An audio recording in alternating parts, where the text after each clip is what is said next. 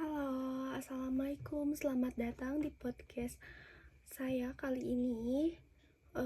Tempat dimana kita membahas segala hal seputar investasi, keuangan, dan strategi bisnis. Saya Siti Nur Aisyah, dan hari ini kita akan mengupas salah satu konsep paling penting dalam dunia investasi, yaitu risk and return. Jadi, apa sih sebenarnya resiko dan imbal hasil itu, dan bagaimana keduanya saling berkaitan? Yuk kita mulai. Uh, kita semua pasti pernah dengar dengan istilah high risk, high return, atau no pain, no gain.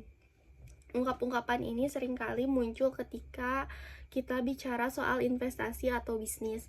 Tapi apa sebenarnya yang dimaksud dengan resiko dan imbal hasil itu? Pertama-tama mari kita membahas tentang return atau imbal hasil. Secara sederhana, return adalah keuntungan yang kita dapat dari investasi. Ini bisa berbentuk dividen dari saham, bunga, dan obligasi, atau apresiasi nilai aset seperti properti. Tapi seperti semua hal yang menguntungkan adalah harga yang harus dibayar, dan disinilah konsep risk atau resiko masuk. Risk adalah kemungkinan kita mengalami kerugian atau hasil yang tidak sesuai dengan harapan dalam konteks investasi. Resiko biasanya datang dalam berbagai bentuk, mulai dari volatilitas, harga saham, gagal bayar, obligasi, hingga resiko politik yang bisa mempengaruhi nilai investasi kita di luar negeri.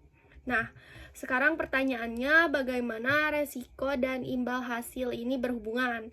Secara umum, semakin tinggi resiko yang kita ambil, semakin tinggi pula potensi imbal hasil yang kita dapatkan. Tapi tentu saja semakin tinggi resikonya, semakin besar juga kemungkinan kita kehilangan sebagian besar atau seluruh modal kita.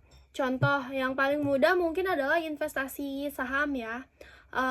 Saham perusahaan teknologi kecil mungkin punya potensi pertumbuhan yang besar, sehingga imbal hasil yang ditawarkan bisa sangat tinggi.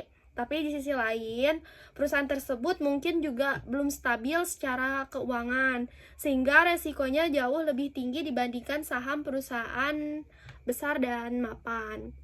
Di sisi lain, obligasi pemerintah mungkin menawarkan imbal hasil yang lebih rendah, tapi resikonya juga jauh lebih kecil. Jadi di sini kita melihat bahwa ada trade-off antara resiko dan imbal hasil. Investor harus memilih seberapa besar resiko yang siap mereka ambil untuk mengejar keuntungan. Tapi penting juga untuk diingatkan bahwa resiko bukan sesuatu yang harus dihindari sama sekali. Resiko dalam dosis yang tepat dengan pengelolaan yang baik bisa memberikan peluang besar untuk pertumbuhan. Dan disinilah pentingnya diversifikasi portofolio dengan menyebar investasi kita berbagai instrumen atau aset. Kita bisa mengurangi resiko total sambil tetap mengejar imbal hasil yang optimal. Misalnya, kita menaruh semua uang kita hanya pada satu saham. Resiko kita akan jauh lebih tinggi dibandingkan jika menyebar investasi kita ke saham, obligasi, dan aset lainnya. Jika satu investasi berkinerja buruk, ada kemungkinan investasi lainnya bisa menutup kerugian tersebut. Jadi, para investor, pemahaman tentang risk and return adalah kunci dalam membuat keputusan yang bijaksana. Selalu tanyakan pada diri sendiri berapa banyak resiko yang saya bersedia ambil gitu, dan apakah potensi imbal hasilnya sepadan dengan resikonya. Setiap orang punya toleransi resiko yang berbeda-beda, jadi penting untuk memahami profil dan resiko kita sebelum melakukan investasi apapun. Mungkin sekian yang saya sampaikan. Terima kasih telah mendengarkan